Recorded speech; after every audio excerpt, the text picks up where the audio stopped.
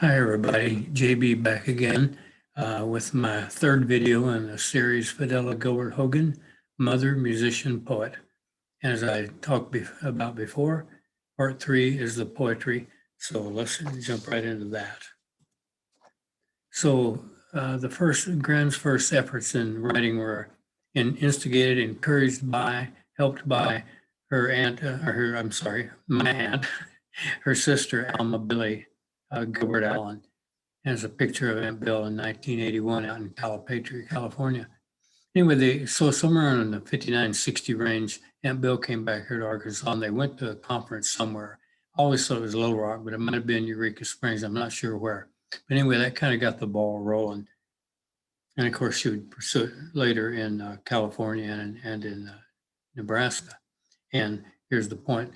You probably remember from video 2, I mentioned that she had taken a creative writing class at the Imperial Valley College there in Imperial, California, and naturally got an A in the class, and it just kept the ball rolling in the poetry.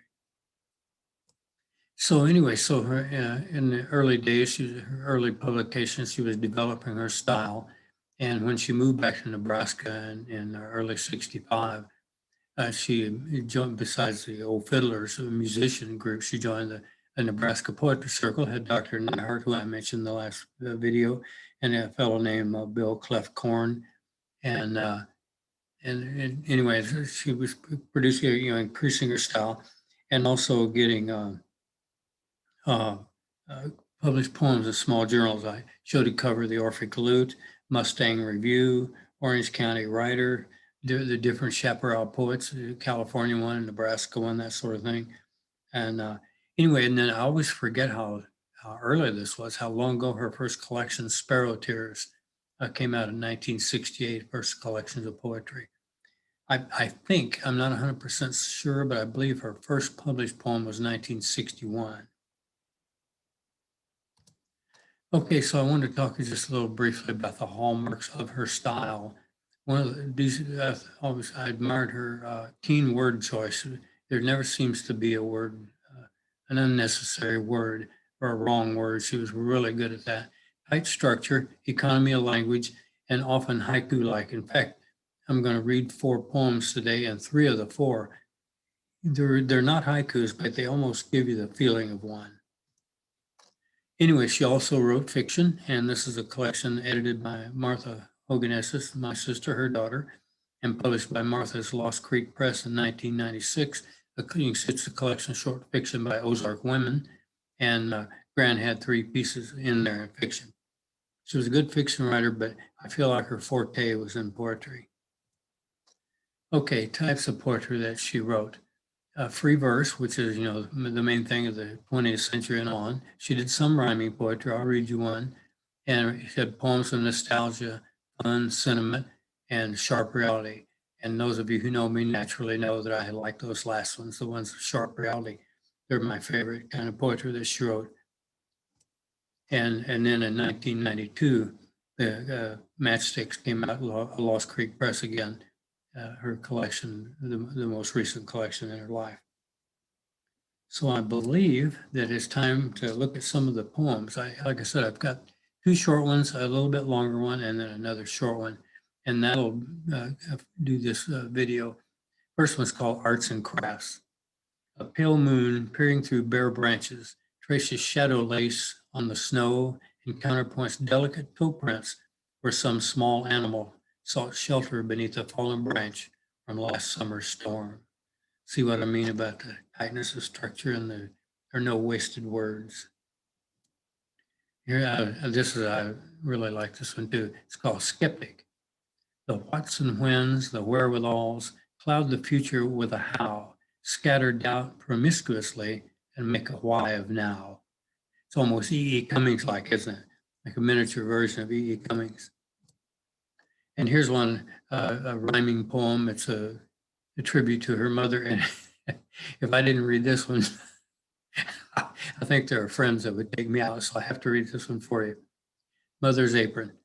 It hangs on the nail in the kitchen by the side of the pan cupboard door.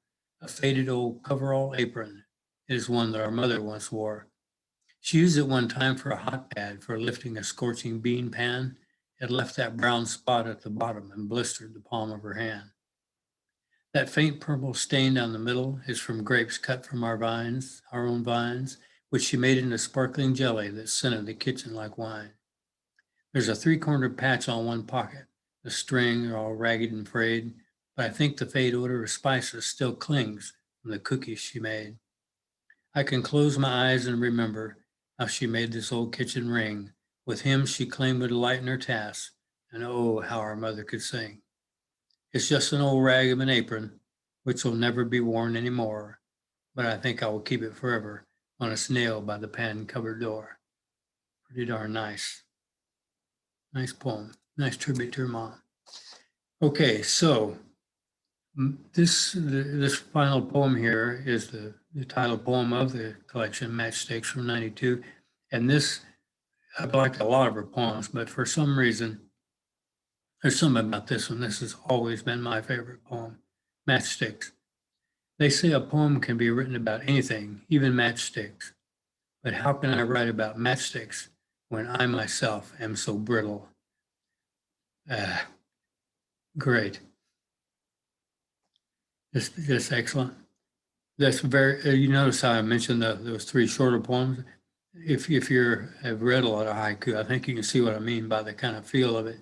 A single idea in a very short, now it doesn't stick to the syllable thing of a haiku, but it has that feel, I think, when they're short like that.